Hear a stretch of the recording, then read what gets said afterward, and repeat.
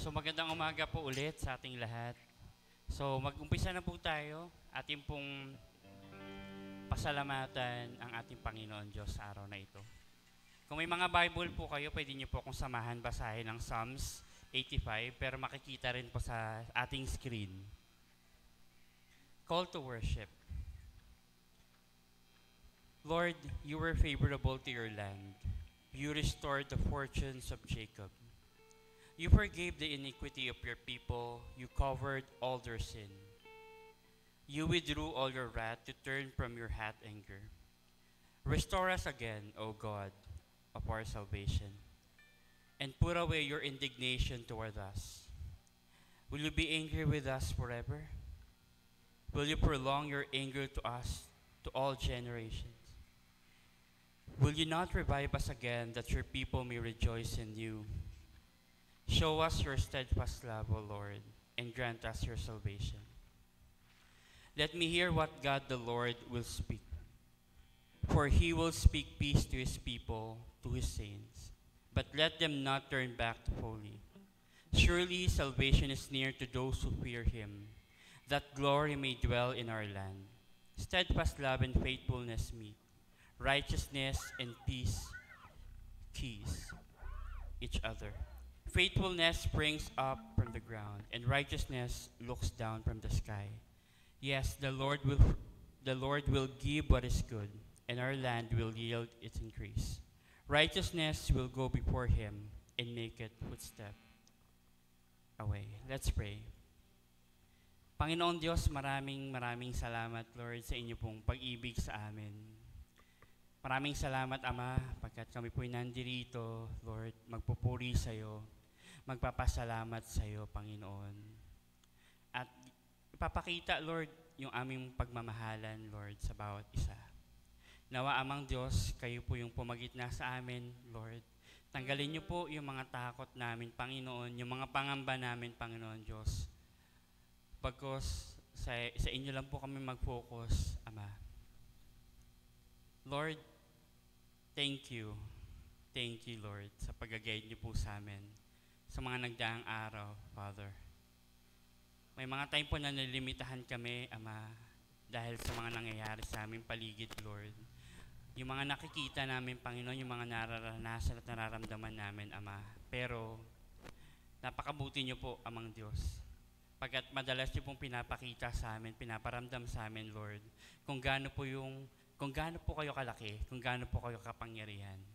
Today, Lord, as we praise you, as we sing,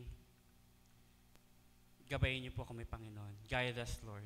Even yung mga kasama po namin, Panginoon Diyos, gabayin niyo po sila papunta po dito sa aming simbahan. Muli po, tinataas po namin kayo, Amang Diyos, itong prayer namin sa pangalan ni Jesus. Amen. So tayo po tumayo. So good morning po, good morning. Pwede po ba batiin naman po natin yung mga kasama natin? Sometimes, malungkot yung iba, di ba? Minsan yung simpleng hi lang po natin talaga nararamdaman po nila yung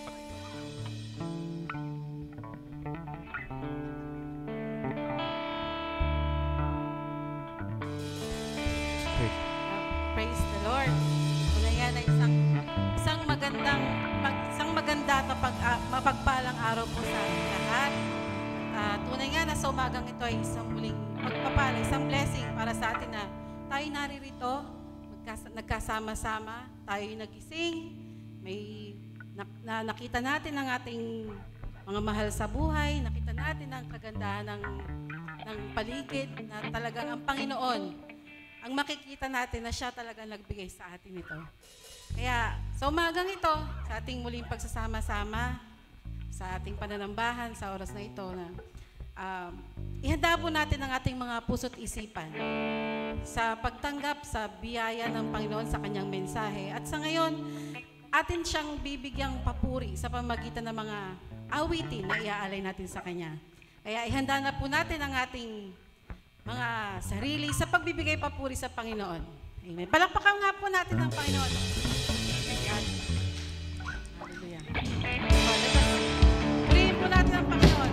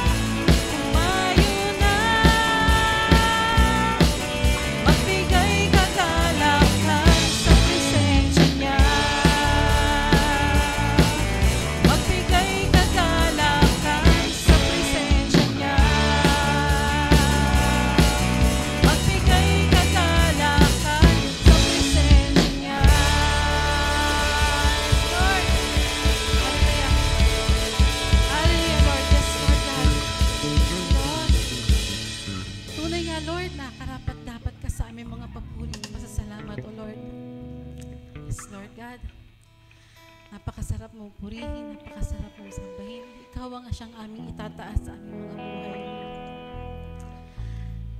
Patuloy po nating awitan ng Panginoon. Atin siyang itanghal sa ating mga buhay. Atin siyang itaas. Bigyan natin ng pinakamataas na papuri pasasalamat sa ating Panginoon.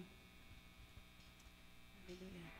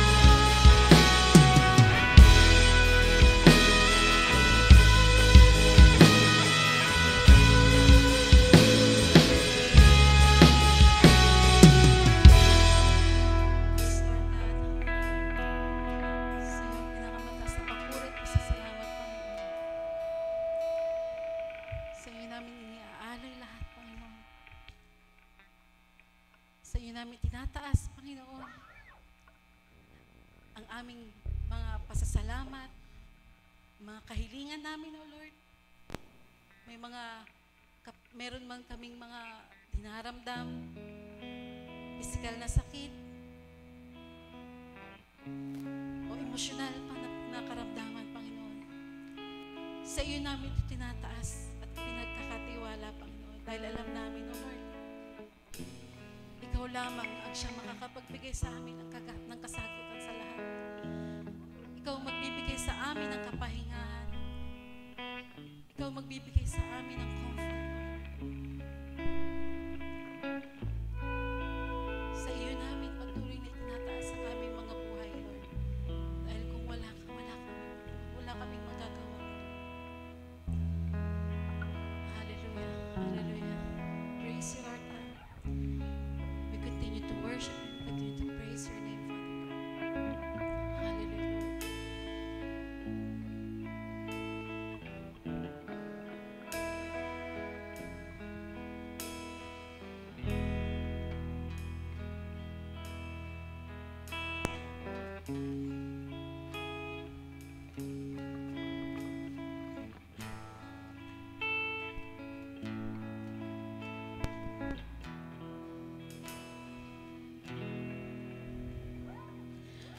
Habang hindi karapat-dapat, pagugpulan ng kapal at wagas mong pagsinta.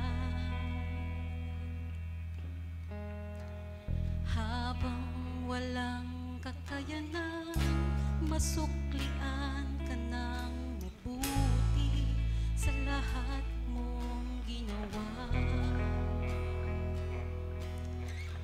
Habang hindi karapat-dapat, pagkukulan ng kapal, wagas mong pagsinta.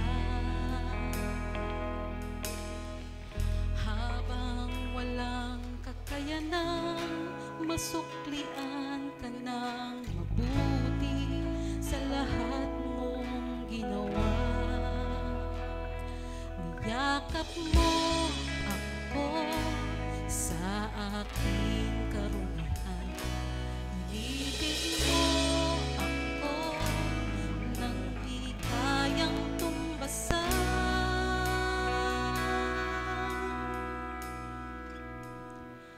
O Diyos ng katarungan at katwiran na kahit minsa'y di napahiran,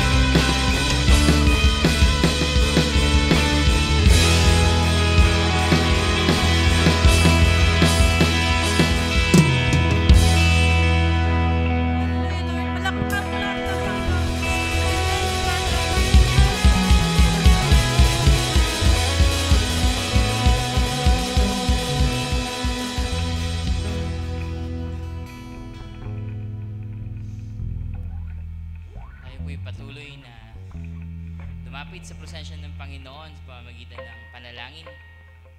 O Diyos, na makapangyarihan, kayo po ang aming sinasamba at pinapapurihan sa umagang ito.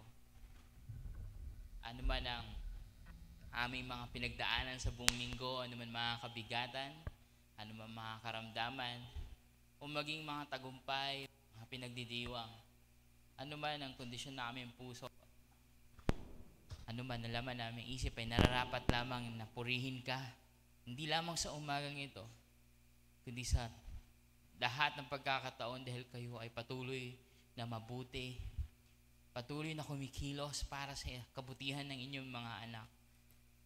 At maging ang tagumpay ng inyong anak na si Jesus ay nasa aming lahat. At kayo ay patuloy, O Diyos, na nagiging mabuti sa araw-araw. Patuloy na pinaparanas sa amin yung pag-ibig sa kabila po ng aming mga pagdududa, sa kabila ng aming mga pagkakamali. Lumalapit kayo, Panginoon, na may pagpapakumbaba dahil alam namin na kayo ay dakila at kami ay hindi karapat-dapat. Ngunit inyong inibig, niligtas at isinama sa inyong pamilya, hindi dahil sa kami ay mabubuti o may kakayanan o kaya naming bilhin ang aming posisyon sa inyong piling o ang pag-ibig ninyo sa amin ay kaya naming ipunin o abutin. Hindi, O Diyos, kundi dahil sa inyong kahabagan, dahil sa inyong kabutihan, dahil sa inyong grasya, kami ay naririto. Inibig niyo kami ng lubos at pinadala ang inyong anak na si Jesus upang mag-aalay ng kanyang buhay, upang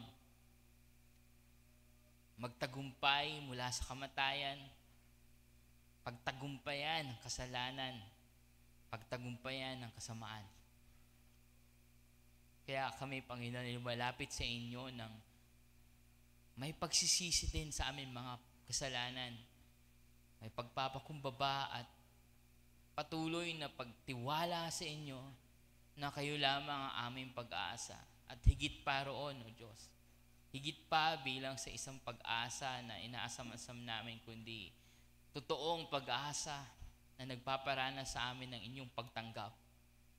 Saan man kami nanggaling o nagmula o anumang mga nagawa pa namin, O Diyos, inyo kami hinugasan dahil sa aming pagtanggap, pagtiwala kay Hesus Kristo. O Diyos, patuloy niyo po kaming hugasan, baguhin, turuan. Patuloy niyo pong ipakilala sa amin ang inyong anak na si Jesus, kung paano siya namuhay, kung paano siya umibig, kung paano siya naglingkod, kung paano siya nagtiwala ng lubos sa inyo.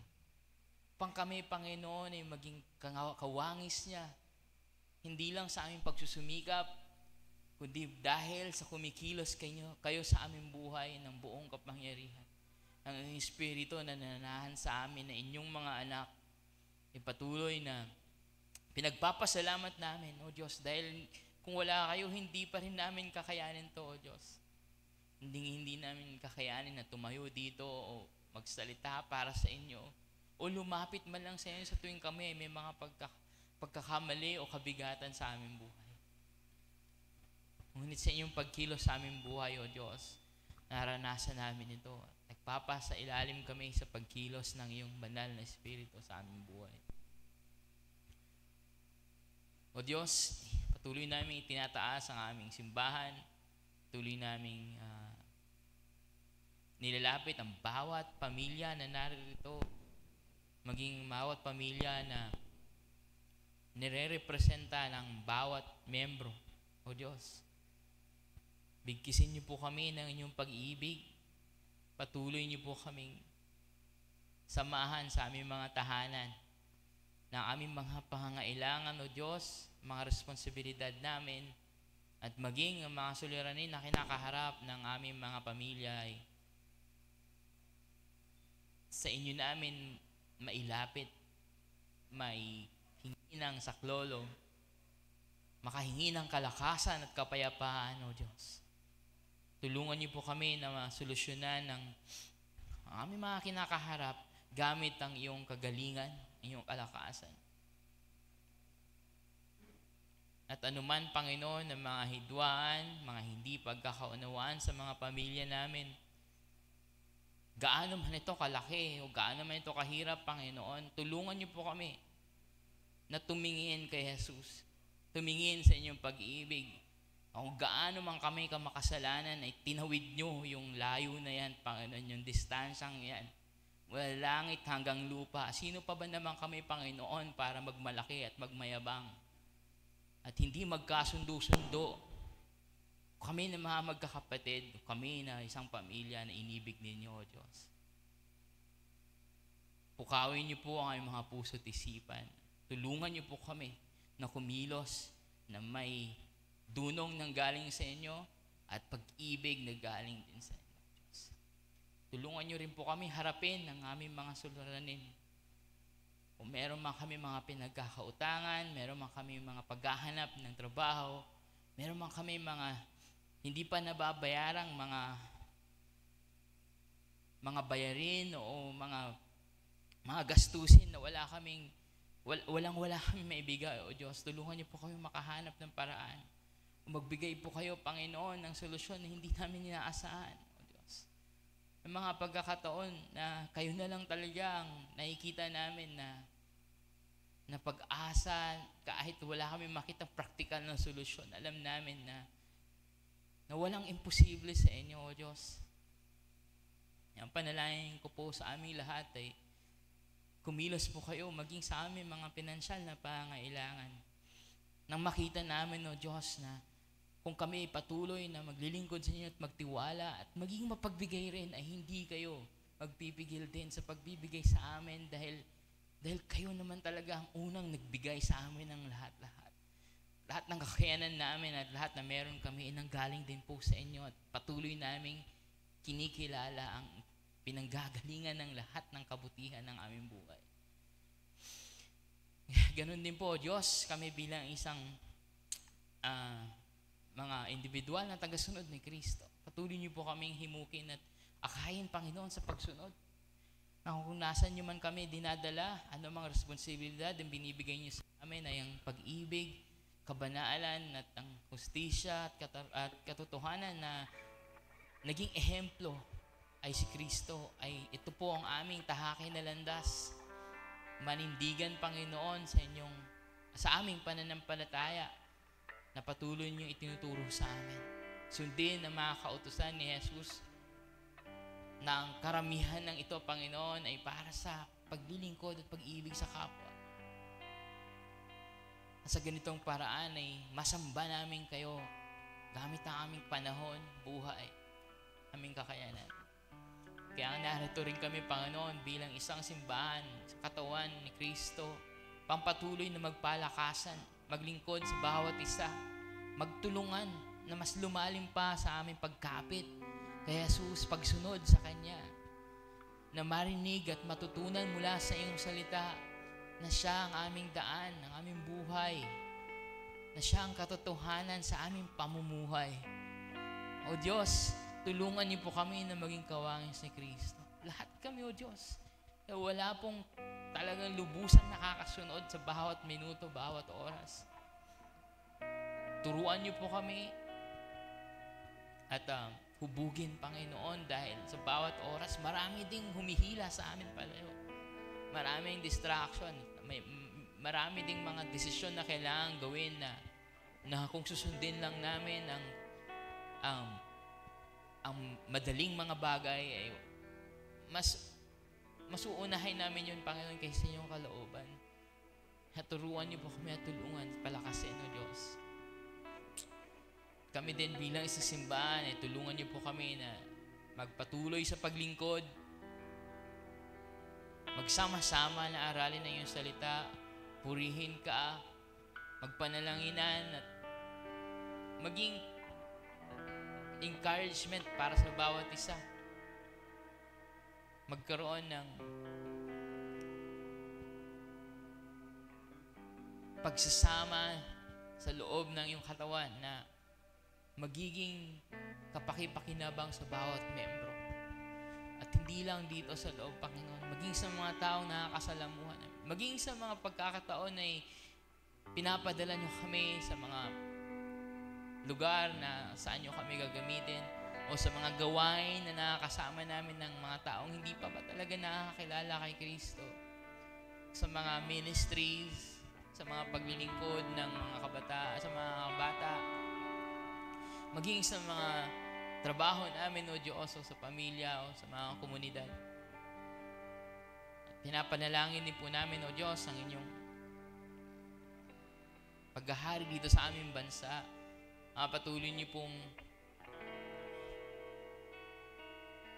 tulungan na manumbalik sa totoong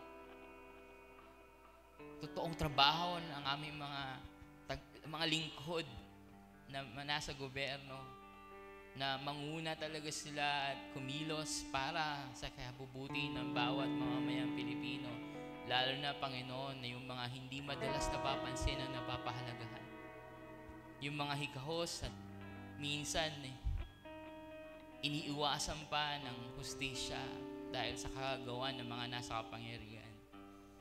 Yung mga sa bawat problema sa ekonomiya o sa bawat problema sa anumang bahagi ng aming bansa ay yung mga taong sila ang nakakaranas sa dulo ng epekto na halos wala silang magawa para labanan o maiangat ang kanilang sarili. Tulungan niyo po kami, Panginoon, bilang isang bansa ay kumilos para sa aming mga kapwa. At lalong-lalo na, Panginoon, na maging inspirasyon, maging tagapanguna ang aming mga lingkod, ang mga nasa government offices, Panginoon, kumilos talaga para sa aming bansa. Natasin namin, Panginoon, itong parating na eleksyon sa barangay level, Panginoon, mula sa posisyon ng pagiging chairman hanggang sa mga SK, Panginoon. Tulungan niyo po kami na mga mamamayan na ngayon palang ihanda rin ang aming pagboto. Turuan niyo kami. Turuan niyo kami palagi, Panginoon, dahil palagi namin ang ginagawa ito. Sometimes, hindi namin nakikita kung natututo pa ba kami dito o nagagawa pa ba namin ng tama, pero ipinagkakatiwala pa namin ito, Panginoon, sa inyo dahil nasa batas ito. Nagagawin namin, nakarapatan namin na magtiwala pa rin sa aming mga kapwa na nag-aambisyon na maglingkod sa mga komunidad. Na hindi lang iasa sa kanila din maging, Panginoon, ang estado ng aming mga komunidad. Mag-umpisa sa aming pagpili ng tama, pagboto ng tama, at sa pakikipagtulungan kapag kung sino na ang nakaupo, kung sino na ang naglilingkod. Naway, maging yung mga tumatakbong kandidato, Panginoon, ay noon pa man ay inihanda na rin nila ang kanilang sarili. At kung sino man ang inyong loloobin, Panginoon, na mananalo, magpasa ilalim din sa inyo at unahin ng talagang kung ano ikakabuti at kung ano talaga ang layunin ng kanilang posisyon. Na hindi daanin, Panginoon, sa karisma o hindi daanin, Panginoon, sa suhol ang eleksyon, kundi daanin, Panginoon, sa katapatan, kagustuhan at kagalingan sa paglilingkod. Napanalangin din po namin, Panginoon, ng giyera na nangyayari ngayon, Panginoon, sa gitna ng Israel at ng Hamas, na kung saan sa dalawang pwersang ito ay maraming nahiipit at nadadamay ng mga inosenteng buhay. O Diyos, kahit baliktarin man ang Biblia, loob at labas, anumang pahina, hindi kayo kumikilos para sa ikakahirap o ikakamatay ng mga inosente. Saan mang panig yan. O Diyos, kami ang mga lingkod ni Kristo na nagturo sa amin na ibigin ang aming mga kaaway, na ipanalangin maging yung mga hindi namin kapareho, na tanggapin at mahalin sila. O Diyos, hindi bahagi ng inyong plano na maging oppressor kami, o ipanalangin, igustuhin ang kapahamakan ng mga tao. Ang pinapanalangin namin, Panginoon, ay ang kapayapaan at kang katarungan, kasaganahan ng mga taong nahihirapan mula pa man noong nag-umpisa ang walang kwentang mga gyera, na ang nadadamay, naiipit, ang tagumpay lamang nito ay ang bilang ng mga taong namamatay, mga tahanan na nasisira at mga pangarap na hindi na umuusbong. Mula pa man noon, Panginoon, kami itinatag ninyo bilang simbahan. Kami ikikilos para sa kapayapaan at hustisya, para sa kapakanan ng mga nahihirapan at biktima, ng mga nagugutom at mga naaabuso. Hindi para sa mga nag-uumpisa ng mga gawaing pang-terorista o pambobomba o ano pa man. Ang aming suporta ay para sa pag-ibig na patuloy niyong itinuturo na ipapamuhay namin sa bawat aspeto ng aming buhay, kasama man kami o hindi. Lalong-lalo na may pagkakataong kami dahil hindi kami damay sa gulo, na ipanalangin sila. Napiliin na aming mga salita ng pagtindig ng boses namin para sa pagpanalangin, Panginoon, sa mga nahihirapan. Kung ano man yung kalooban sa pangmalawakang kasaysayan, mula pa man noon hanggang sa hindi pa namin maisip na kinabukasan, pinagkakatiwala namin sa inyo, Panginoon. Ayun yung plano para sa Israel, sa mga totoong pinili ninyo, higit pa doon sa bansang itinatag lamang ng mga tao o sa mga borders na kami-kami lang din naman ang nagdesisyon, o mga gahaman ng mga bansa noong mga panahon ng mga giyera, na sila ang nagdidikta, ang kapangyarihan ang nagdidikta kung sino ang maghahari at kung sino ang hindi, kung sino ang may karapatan o wala. Pinagkakatiwala namin ito sa inyo, O Diyos. Nasa inyo po ang inyong plano. Sa mga bagay na yan ay wala kaming alam. Kaya titindig kami sa kung saan malinaw na itinuturo ninyo. Hustisya, pag-ibig, kapayapaan, pagpapanalangin at pagtanggap maging sa aming mga kaaway. Hindi namin kapareho. Ito ang landas ni Jesus. Ito ang patuloy naming inaaral.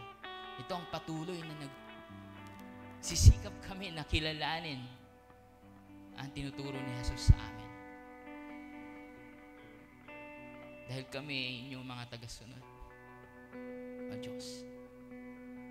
Ang pagsulong ng iyong kaharian ay sa pag-aalay ng aming mga buhay, hindi sa pagbawi nito.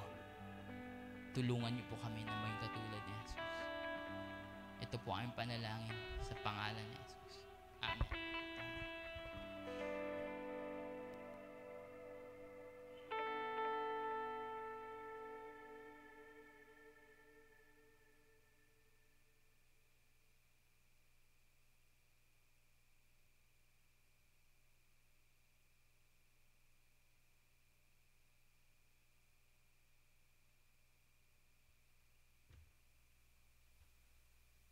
Magandang umaga po sa ating lahat. Salamat Pastor Kit sa marubdob mong panalangin. At isang bagay nga lamang talaga ang magiging solusyon sa lahat ng problema na dinadaanan natin. Ito ang pag-ibig ng Diyos na nasa puso natin. Yung pong ating tema ngayon ay papatuloy tayo sa loving God. At ngayon po ay tatalakayin natin ang humanity's response to Romans chapter 8, verses 35, 38, and 39.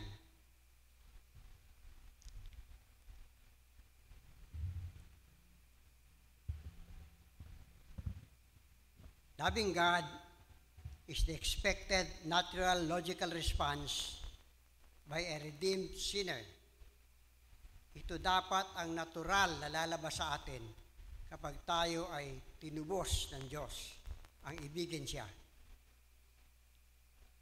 Having been saved from eternal damnation by the grace of God through faith in Jesus Christ, would naturally and necessarily elicit from man, in general, eternal gratitude.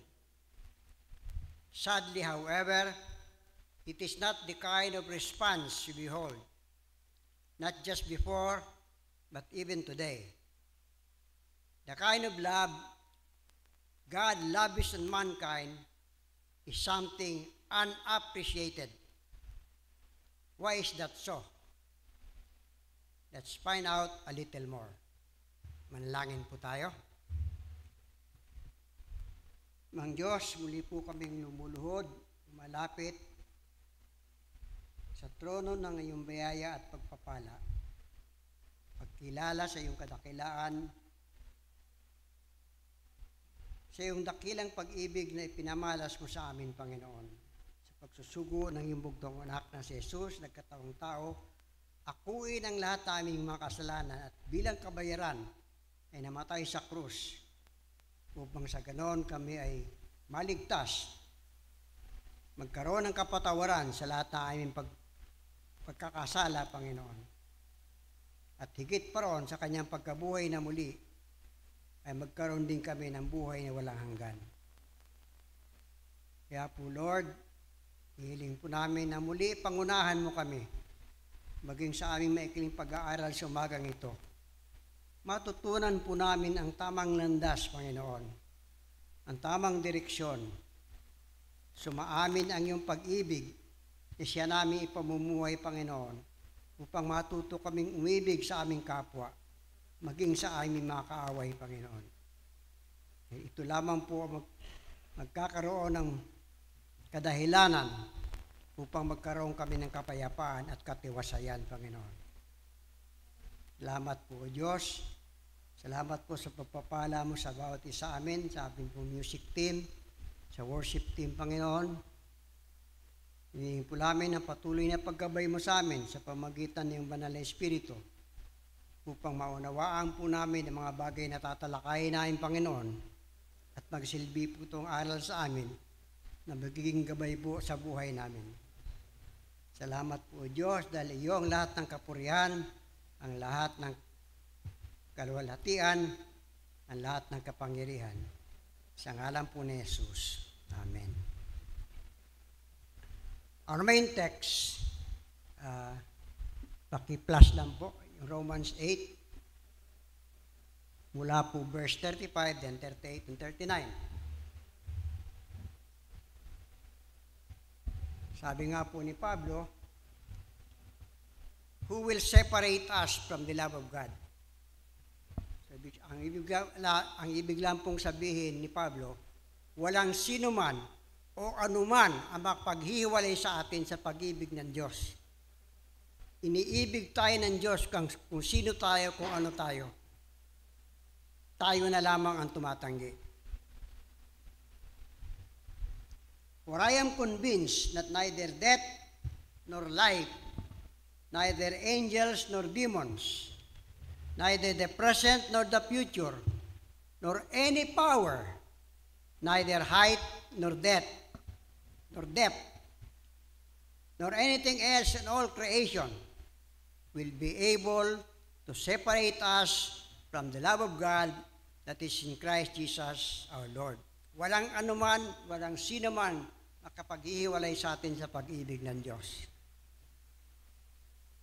It is a demonstration of what love is, an active, willful, extravagant act on the part of God Almighty, born out of an objective decision, not from an emotional outburst.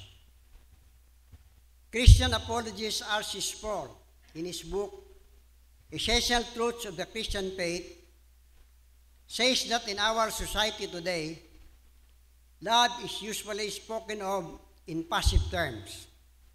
That love is something that just happens to us, over which we have little or no control. I quite disagree with him in the sense that it is beyond our control, that it just happens. Today, the term love is a very misused and misappropriated word. A man in a bar meets a woman, strikes a conversation, offers a drink, and after a little while, the two goes to a secluded room and make love. They call their sexual misadventure making love. Or in school, a teenage boy looks at a pretty classmate, and the girl glances too at the strikingly handsome Hulk, smiles at each other, and a little later declares that they are in love. Nothing is so farther from the truth. In both instances, love is actually absent. Their common responses is a reaction to an inner stimuli, an attraction that demands a satisfying of the urge of the flesh, unaware of the effect of sin residing in every individual's heart. As the prophet Jeremiah puts it, the heart is deceitful above all things and beyond cure. Who can understand it? It is further compounded in Matthew 15, verses 15 to 19. For out of the heart come evil thoughts, murder, adultery, sexual immorality, theft, false testimony, slander. Love can only come from a pure heart. And so David cried, "Create in me a pure heart, O God, and renew a steadfast spirit within me." Until our hearts are cleansed by the blood of the Lamb shed on the cross, we will never fully understand love. Google defines love as an intense feeling of deep affection. There it is again. Love is just a feeling. No wonder our sense of love is deficient.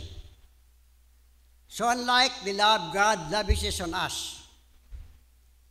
John 3:16 says, "For God so loved the world that He gave His one and only Son, that whoever believes in Him shall not perish but have eternal life."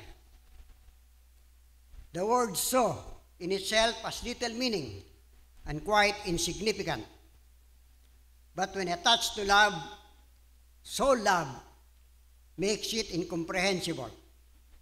The depth, the length, the width, the breadth, the extent goes beyond imaginable limits, resulting to a definitive action. He gave an unselfish action born out of the desire, an act of the will, and not just an emotional expression. And that's where I disagree with R.C. Sproul. Love, true love, is active, not passive. And it is born out of a willful decision. It just do not happen. The scope is further expanded in Romans chapter 5, verse 8. But God demonstrated His own love for us in this: while we were still sinners, Christ died for us. Not only did God give of Himself, but Christ even died for us. Not when we became worthy, having repented of our sins. Not when we have acknowledged Jesus as our Lord and Savior. Not when we have realized our sinfulness, but while we were still sinners. It did not just happen. God made a thoughtful decision. That kind of action necessitates a willful desire, a contemplated course of action. It is no longer just a feeling or emotional reaction that just happens. It is premeditated. It has been carefully thought of, planned, with a specific and selfish purpose, with an eternal perspective.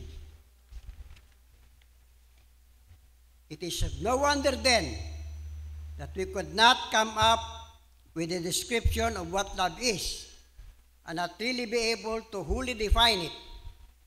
We can only describe what love is, just as is found in 1 Corinthians 13. Love is patient, love is kind, it does not envy, it does not boast, it is not proud, it is not rude, it is not self-seeking, it is not easily angered, it keeps no record of wrongs. Love does not delight in evil, but rejoices with the truth. It always protects, always trusts, always hopes, always perseveres. Love never fails, but where there are prophecies, they will cease. Where there are tongues, they will be stilled. Where there is knowledge, it will pass away. And now these three remain: faith, hope, and love. But the greatest of these is love. To understand love, we need to understand and believe 1 John chapter 4, verse 16. The second verse. God is love.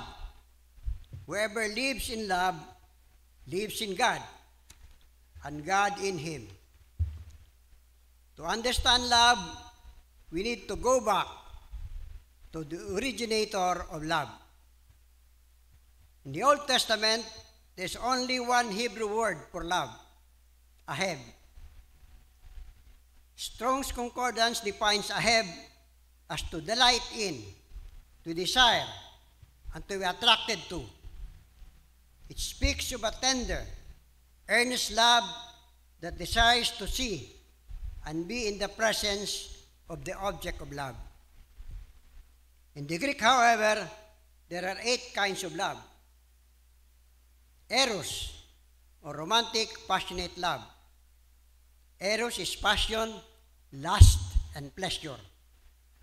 Philia, affectionate love, friendship.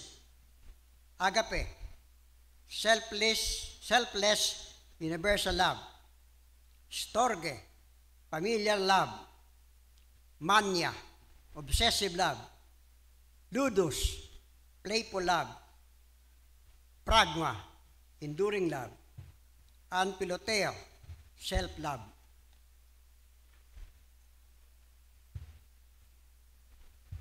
The Bible, especially the New Testament, is replete with references as to the expression of God's love. But in 1 John chapter 4, 10 to 12, we are shown how we could be able to love. This is love, not that we love God, but that He loved us and sent His Son as an atoning sacrifice for our sins. Dear friends, since God so loved us, we also ought to love one another. Dear friends, since God so loved us, we also ought to love one another. No one has ever seen God, but if we love one another, God lives in us, and His love is made complete in us.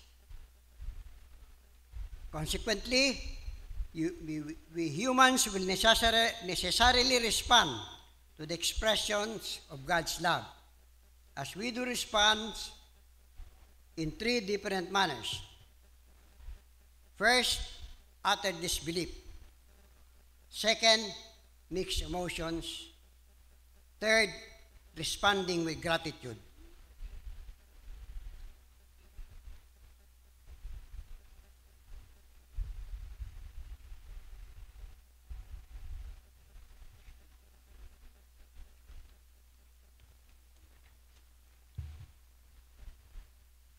Utter disbelief. There is no God. Psalms 14, verse 3. The fool says in his heart, there is no God. They are corrupt. Their deeds are evil. There is no one who does God. I I remember a debate I once saw in TV where an atheist says and asks a believer why he believes in the existence of God. And the question was thrown back to him. What is your basis for saying there is no God? Chapter 1 of Romans, it says that if we just take a look at creation, we will already know the existence of God. In fact, when I was traveling to Tarlac one day, and I described it in a Facebook post, I saw trees sprouting alongside the highway. They were of different kinds, of different sizes. And I said to myself, who could ever make a tree grow? In my little backyard, I planted different trees. In fact, I bought several seedlings of different fruit trees. When the seedlings came, they did not look different from one another. They look alike, and they were still small. But then, when I look again, after a year, they grew up, and they now had taken the shape of their kind. The mango leaves, their leaves are so different from the chico leaves, or the calamansi, or the mangosteen, or the pomelo, or even the guava. You can now distinguish which one is a guava and which one is a mango, because their leaves are so different from each other. So what is in that tree, what is in that plant that makes them distinguishable after a while? When at first, when they're seedling, they just look like the same. How did they grow to be like that? I have no answer. Modern man today insists that there is no God, that God is a mere invention of religion, and that religion is the opiate of the masses. Pseudo-scientists bolster their unbelief by claiming that we're a product of chances. They would rather adhere to the unfounded theory of evolution that believes that God created the universe and everything in it. So they would rather believe in the theory of evolution than believe that God created the universe. The unbelief in God results to chaos in this fallen world we live in, as what we are experiencing today. Transgression is a product of unbelief in God and His creation. To respect their belief and support their logic is surrendering our own beliefs of the truth. And 1 Corinthians 13 says, love rejoices with the truth. When we agree to their preferred pronoun, now referring to the LGBTQ, when we agree to their preferred pronoun, we become liars, for deep in our hearts, we know it is wrong. And yet, for the sake of being politically correct and not being labeled as an archaic in our thinking, or not being in tune with the changing times, we dance to their music, no matter how absurd it is. This unbelief was manifested by the leaders of Israel too. In John chapter 7, 47 to 49, we find this scene. You mean he has deceived you also? The Pharisees retorted.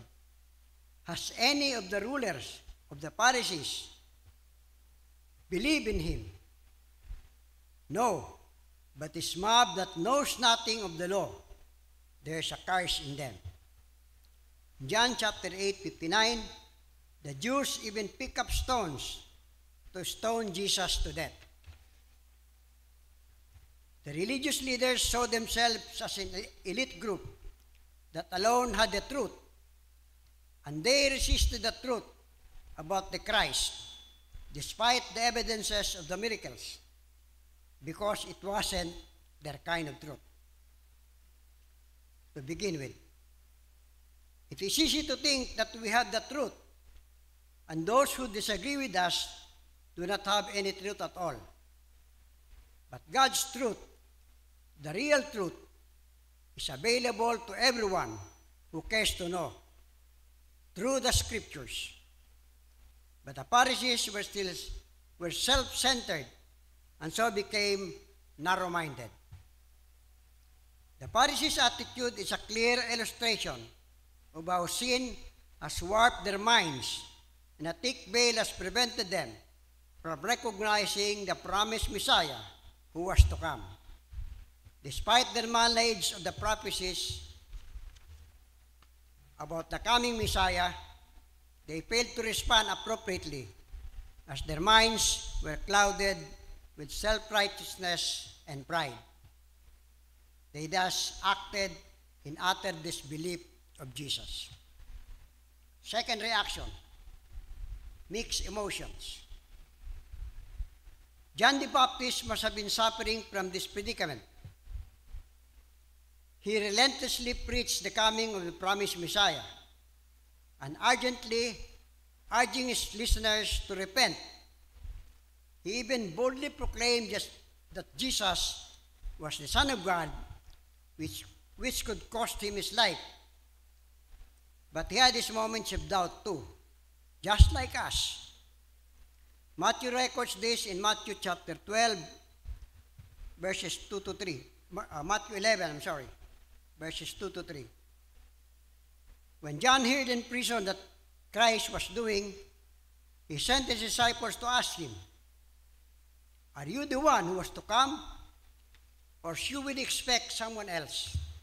Biruin nyo, after baptizing Jesus, after seeing the Holy Spirit in the form of the dove alighting on Jesus, here he is now asking, "Are you the one?" Despite the doubt, the Lord still honored John. Matthew chapter 11, verse 11. "I tell you the truth, among those born of women, there has not been anyone greater than John the Baptist. Yet, he who is least in the kingdom of heaven is greater than he." I have my own battle with unbelief too.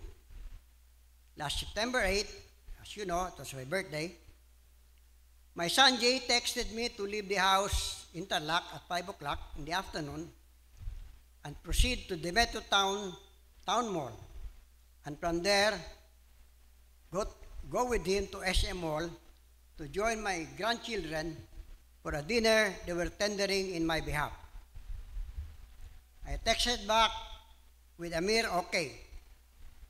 So I dressed up and left the house as instructed.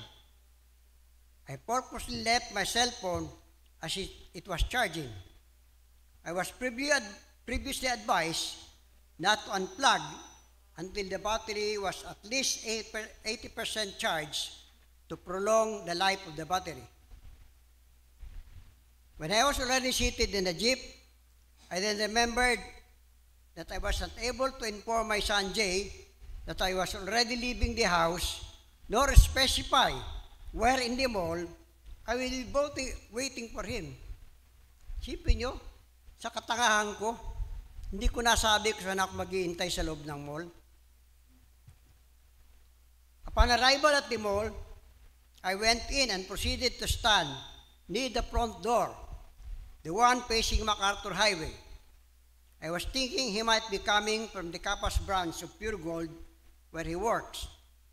But at that time, I was already being attacked by doubt, as I remembered that being the maintenance supervisor, Jay was shuttling from one branch to another. I sat down in a chair near the door, where a student was busy with his cell phone. I began to pray. I also considered borrowing the phone of the student to call Jay and inform him while I was waiting. Then I got rebuked. Di ba kapapanalangin ko lang sa Diyos? take over? Bakit ako nag-aalala? I inquired from the student what time it was and learned that it was already 5:45 in the afternoon. I was now jumpy, thinking my son might have been looking for me at the wrong place. So I got up and went to the side entrance, the one facing the La Paz Zaragoza Road, which passes through our place. Jake could be coming from the La Paz branch. In a few minutes, I saw my son approaching, and he even apologized for being late, as he had a hard time taking a ride from their La Paz branch. Isn't God just wonderful? I was directed to the side entrance. And yet, while waiting for Jade, I was apprehensive and jittery, even as I was reminding myself of Romans 8:28 to 29, questioning myself if I really love God and was called according to His purpose. I was asking myself, talaga bang iniibig ko ang Diyos? So very like the Jew in Mark chapter 9:24. Immediately the boy's father exclaimed, I do believe. Help me overcome my unbelief. I got rebuked by God, but what a welcome scolding. Third reaction, responding with gratitude. Let me tell a story of two men regarding this portion. We were able to meet a man in Tondo, in Gagalangin, kapitbahay nila Kuya Pong sa Gagalangin. And being so, we were able to conduct a Bible study in their house. The wife was an employee of the Bureau of Telecoms. So after a while, they got converted. They became Christians. They became believers. The man used to be a promoter of boxing, as well as a promoter of board shows. That was his livelihood. But when he got converted, he studiously read the Bible, left that kind of job, and settled for another kind of living. He was able to put up a tailoring shop in Dapitan, and he contracted to deliver uniforms to companies. And I know for one that he was able to get the contract from Goodyear, and he provided the uniforms for the Goodyear employees in Pasong Tamo. Naging addict siya sa Biblia to the point that he bought a Salim Kerban Bible, which was a direct translation from the old manuscripts.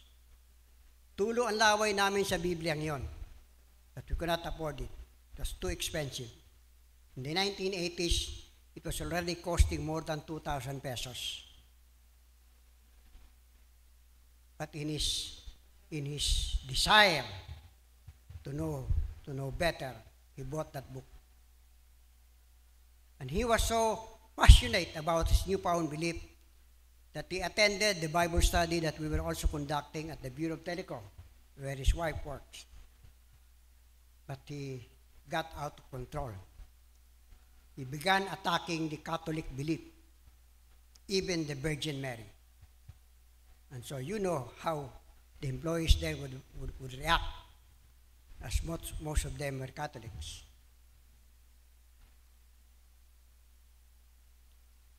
I don't know what happened to him again, because after suffering a lot of debacles, he lost his business. In fact, one of his sons sold his car without his knowledge. He was so devastated that the last thing I heard from him was, there is no God. I was heartbroken with that expression that I heard from him. But how can I appease him? He underwent so much strategy, so much losses, that his mind was now centered on himself and not on God. The other individual is well known to us, Stephen. In the book of Acts, he was selected as one of the 7 waiters. They were to minister food to the widows and the orphans. But he did this job diligently and excelled on it, that he was commended for being the waiter or the manager. And as we know, he was stoned to death.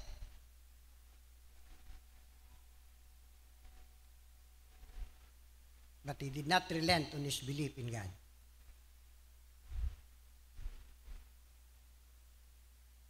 Responding with gratitude is the kind of attitude we should have if we love God. As Paul reminds each and every one of us in Romans 12, verse 12, love must be sincere. Hate what is evil. Cling to what is good. Be devoted to one another in brotherly love. Honor one another above yourselves.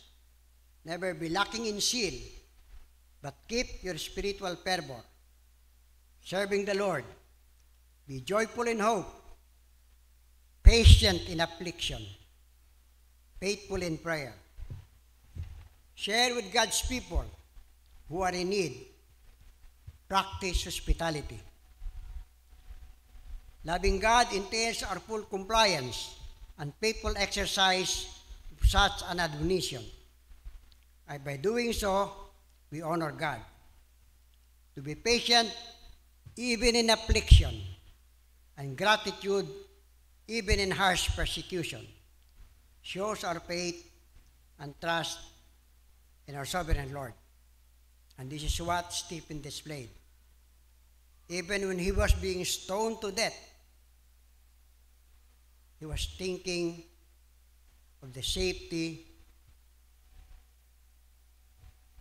and forgiveness of those who were killing him.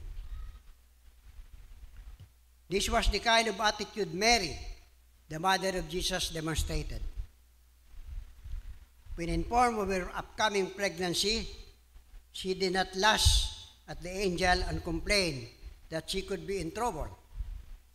Being a virgin betrothed to Joseph, she is as good as married and therefore prohibited from even entertaining any other suitor, much less engage in premarital sex.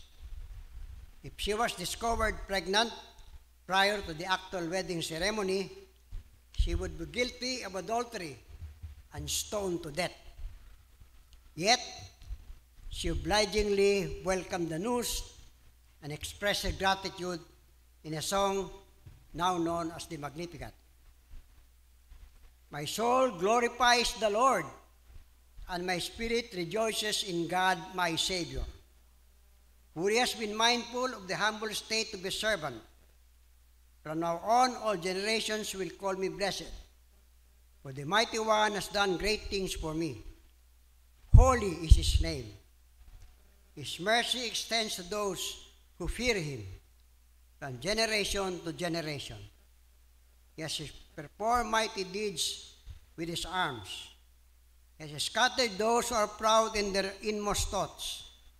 He has brought down rulers from their thrones, but has lifted up the humble. He has filled the hungry with good things, but has sent the rich away empty. He has helped his servant Israel, remembering to be merciful to Abraham and his descendants forever, even as he said to our fathers. When the eyes of our hearts are opened, we will come to realize the magnitude of God's love for us. From the Father's willingness to give of his willingness to give of and from his own to meet the demand for justice and righteousness through the sacrifice of Jesus, the only begotten Son, who was deprived of his inviolable rights to pay the penalty for mankind's sin, to our daily sustenance and care, to the everlasting arms waiting to embrace us in the heavenly realms. A truly grateful heart will respond to God's love in abject surrender and loving appreciation for all that God has done and continue to do for us. Nothing can ever separate us from the love of God. How do we respond to that? Thank you.